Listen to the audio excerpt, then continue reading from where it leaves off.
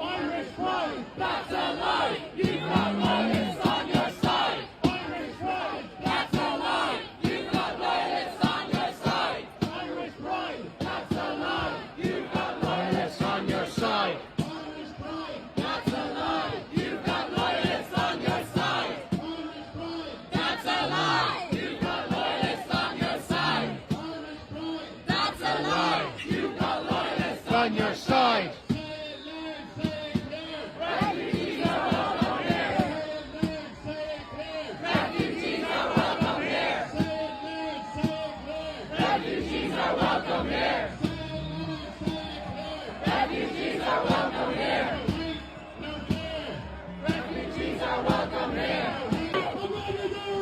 He's on your side. That's a lie. He's on your side. That's a lie. He's on your side. That's a lie.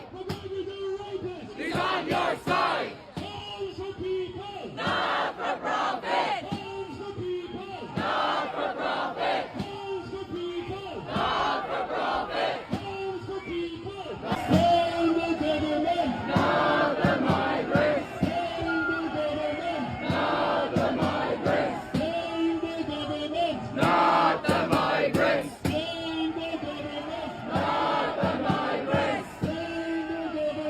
Not the migrants. A lie. You've got loyalists on your side. Irish pride. That's a lie. You've got loyalists on your side. Irish pride. That's a lie. You've got loyalists on your side. Irish pride. That's a lie. You've got loyalists on your side. Irish pride. That's a lie. You've got loyalists on your side. Irish pride. That's a lie. You've got loyalists on your side. It's a lie. He's on your side. Traitors! Traitors! Fascist scum! Refugees are welcome here! Refugees are welcome here! Refugees are welcome here! Refugees are welcome here! Stand up, fight back! Yeah.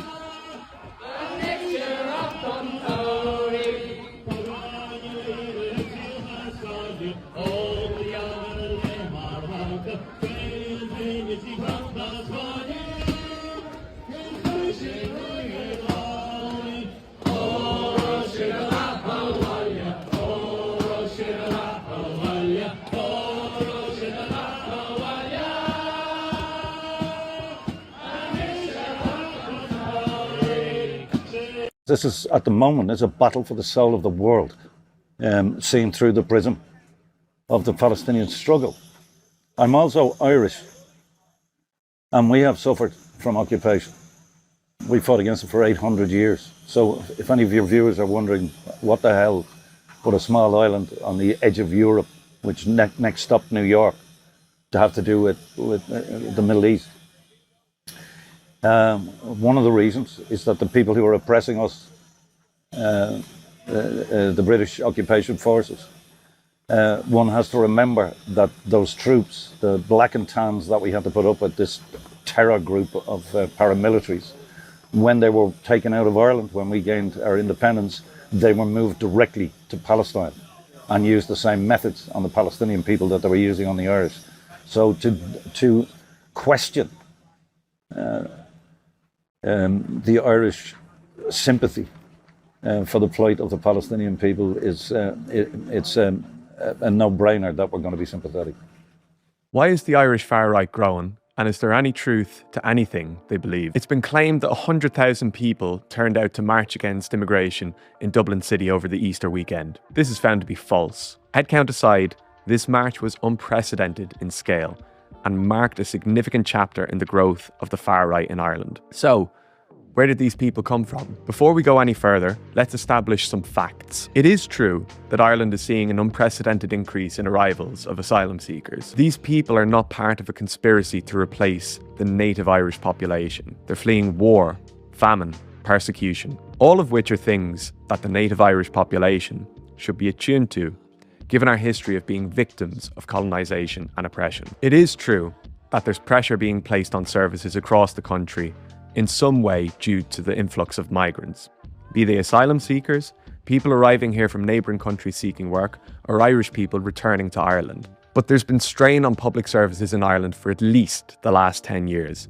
thanks to the policies of Fianna Fáil and Fine Gael since the 2008 financial crash. If we're being honest, both parties have failed to invest adequately in cities, towns and villages across the country since we took the Union Jack off Dublin Castle. It is true that it can be a shock for people living in small towns and villages to have a large population of asylum seekers arrive in their community from one day to the next without little notice or consultation from those in power. Again, this is the failure of governing parties and local authorities to plan adequately, not particularly for an influx of asylum seekers, but for the growth of towns and villages nationwide. Ireland's a country of immigrants, and the lack of infrastructure to accommodate people in rural communities is a prime reason for us being this. Successive governments have willfully neglected communities like Roscrea, Liston Varna, or any other town you've heard on the lips of Twitter citizen journalists in recent years. We're now living in a period where the mismanagement of the state for the last 100 years is on full display, and instead of the blame being placed on the powers that be, it's being placed on those dealt the worst hand of all. Ireland isn't full. Ireland's been failed by the political parties that have dominated the state for the last 100 years, and the most marginalised in society are being blamed for their incompetence in a bid to keep the rich rich and the not rich divided.